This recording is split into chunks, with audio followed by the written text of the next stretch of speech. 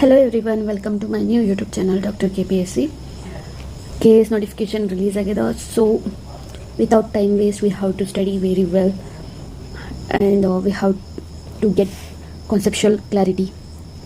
See, if you are focusing for particular exams means you can focus that one, but here in October there are so many exams they are going to release, they are going to conduct, means we have to prepare completely with the comprehensively.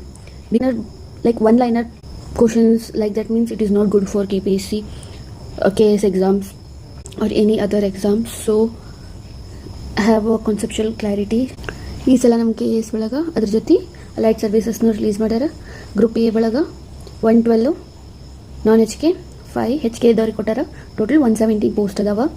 Group B ಒಳಗೆ 185, Hyderabad Karnataka region 17, total 202 seats ಅದಾವ. So grand total ಎಷ್ಟಾಯಿತು? 297 non HK, 22 HK, right. Total ಎಷ್ಟಾದವು? 319 post ಈ ಸಲ release ಆಗ್ಯಾವ. So ಯಾವ್ಯಾವ ಬರ್ತಾವ ಇಲ್ಲಿ ನೋಡ್ರಿ, ಇಲ್ಲಿ ಲಿಸ್ಟ್ ಔಟ್ ಮಾಡೋದ. Assistant commissioner, assistant commercial taxes, ಇವೆಲ್ಲ ಲಿಸ್ಟು. ಇವು ಗ್ರೂಪ್ ಎ ಒಳಗೆ ಬರ್ತದೆ. ಗ್ರೂಪ್ ಬಿ ಆದರೆ ಎಲ್ಲದಕ್ಕೂ ಸೇರಿ ಒಂದು ಎಕ್ಸಾಮ್ ಅದಾವ. ಇದನ್ನು ನೋಡ್ಕೊರಿ, ಯಾವ್ಯಾವ ಬರ್ತಾವ ನೋಡ್ಕೊರಿ.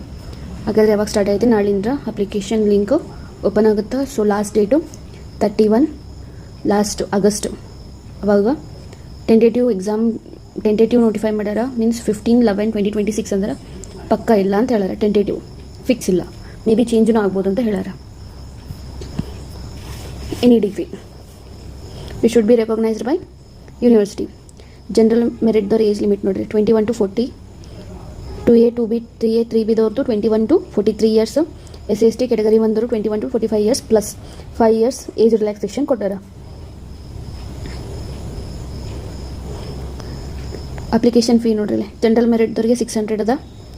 2A 2B 3A 3Bದವ್ರಿಗೆ 300, ಎಕ್ಸ್ ಸರ್ವಿಸ್ ಮೆನ್ಸ್ಗೆ 50 ರೂಪೀಸು. SC/ST ಕೆಟಗರಿ 1, ಫಿಸಿಕಲ್ ಹ್ಯಾಂಡಿಕ್ಯಾಪ್ದವ್ರಿಗೆ ಯಾವುದೇ ರೀತಿ ಫೀಸ್ ಇಲ್ಲ ಅಂತ.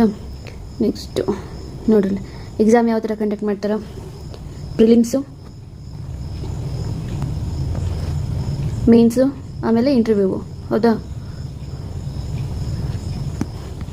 Prelims first stage. ಪ್ರಿಲಿಮ್ಸ್ ಒಳಗೆ ಪೇಪರ್ 1 ಪೇಪರ್ 2 ಚೇಂಜ್. ಇದ್ರೊಳಗೆ ಜಸ್ಟ್ ಚೇಂಜು UPSCಗೆ KSCಗೆ ಅಂತಂದ್ರೆ ಪೇಪರ್ 2 ಒಳಗೆ CSAT ಇರ್ತದೆ. ಇದ್ರೊಳಗೆ CSAT ಇಲ್ಲ. ಕರೆಂಟ್ ಇವೆಂಟ್ಸ್ನ ಆ್ಯಡ್ ಮಾಡ್ಯಾರ. General science and technology, environment, ecology, general events ಅದಾವ. ಹೌದಾ? ಇಲ್ಲೂ ನೋಡ್ರಿ, IR ಮತ್ತು ಕರ್ನಾಟಕದ್ದು ಮತ್ತು ಇಂಡಿಯಾದ history, geography, world geography, Indian geography ಅವೆಲ್ಲ ಪೇಪರ್ 1 ಒಳಗದು. ಟೋಟಲ್ 400 ಮಾರ್ಕ್ಸಿಂದ ಅಂತಂದ್ರೆ ಒಂದೊಂದು ಪೇಪರು 200 ಮಾರ್ಕ್ಸಿಂದ ಐತಿ. ಇದ್ರೊಳಗೆ ನೆಗೆಟಿವ್ ಮಾರ್ಕಿಂಗ್ 1/4 ನೆಗೆಟಿವ್ ಮಾರ್ಕಿಂಗ್ ಐತಿ. ಮೀನ್ಸ್ ಎಕ್ಸಾಮಿನೇಷನ್ ಇನ್ನು ನೋಡ್ರಿ, ಟೋಟಲ್ ಮಾರ್ಕ್ಸ್ ಬಂದು 1275. ಹೌದಾ? ಆದರೆ ನೀವು ಇಲ್ಲಿ ಬರೆಯೋದು ಯಾವುದು? 1250 ರಿಟರ್ನು. 25 ಏನೈತಲ್ಲ ಇಂಟರ್ವ್ಯೂದದು. ಕ್ವಾಲಿಫೈಯಿಂಗ್ ಪೇಪರ್ ನೋಡ್ರಿ, ಇಲ್ಲಿ ಕನ್ನಡ ಮತ್ತು ಇಂಗ್ಲೀಷು 150 ಮಾರ್ಕ್ಸಿಗೆ ಬರೀತೀರಿ. 2 hours ಟೈಮಿಂಗ್ ಇರ್ತದೆ. ಎಸ್ಸೆ 250 ಮಾರ್ಕ್ಸಿಂದ ಇರ್ತದೆ, 3 hours. GS1 GS2 GS3 GS4 ಇವೆಲ್ಲ ಒಂದಿನಕ್ಕೆ 2 ಪೇಪರ್ ಇರ್ತಾವೆ. 250 ಮಾರ್ಕ್ಸ್ 3 hours ಕೊಡ್ತಾರೆ. ಸೊ ಬರೆಯೋದು ಜಾಸ್ತಿ ಇರ್ತದೆ. 20 ಕ್ವಶನ್ಸ್ ಇರ್ತಾವೆ. ಆ 20 ಕ್ವಶನ್ಸ್ನು ಕಂಪ್ಲೀಟ್ ಮಾಡಬೇಕು. ಇವೆರಡು ಕ್ವಾಲಿಫೈ ಮಾಡ್ಕೊಂಡು ಮಿನಿಮಮ್ 35% ಆಗಿರಬೇಕು. ಎರಡು ಸೇರಿಸಿ ಅಂತಲ್ಲ, ಒಂದೊಂದು 35% ಕ್ವಾಲಿಫೈಯಿಂಗು. ಪರ್ಸ್ನಾಲಿಟಿ ಟೆಸ್ಟು 25 ಮಾರ್ಕ್ಸು ಇಂಟರ್ವ್ಯೂದಾಗ ಐತಿ. 1:3 ಒಳಗೆ ತೊಗೋತಾರೆ. ಯಾರು ಮೀನ್ಸ್ ಕ್ವಾಲಿಫೈ ಮಾಡ್ತಾರೆ ಅವ್ರು ಇಂಟರ್ವ್ಯೂ ಬರ್ತಾರೆ. ಸೊ ರಿಟರ್ನು 1250 ಆಯ್ತು ಅಂತಂದ್ರೆ ಪರ್ಸ್ನಾಲಿಟಿ ಟೆಸ್ಟ್ 25 ಮಾರ್ಕ್ಸಿಂದ ಟೋಟಲ್ 1275. ಹೌದಾ?